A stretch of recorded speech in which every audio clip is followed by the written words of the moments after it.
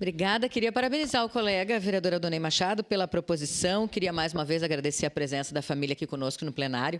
E é tão importante esse reconhecimento que se faz, né? Porque é um reconhecimento da força da família. Os dois seguirão juntos, eternizados, numa comunidade da qual eles fizeram parte, uma parte importante na construção efetiva, né, dessa comunidade, de uma família tão grande e tão bonita.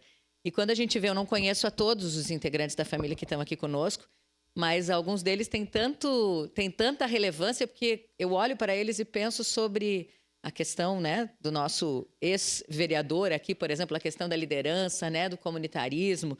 A gente tem uma não sei se chama ex, né? Acho que tem que dizer a gestão certa, né, Letícia? Mas nós temos uma princesa da festa da uva, a Letícia, que está aqui conosco. Nós temos a Lorena, que representa a questão da educação, tem muito do tradicionalismo nessa família, ou seja, tem tantos valores, tantos princípios, né? Agricultura, cooperativismo, enfim.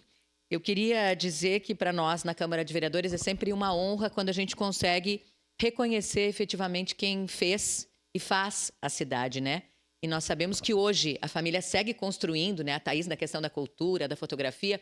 A gente sabe que essa família segue construindo muito da cidade graças ao que veio lá atrás. Então, parabéns a vocês por seguirem nos ajudando a construir, a formar uma cidade cada vez melhor.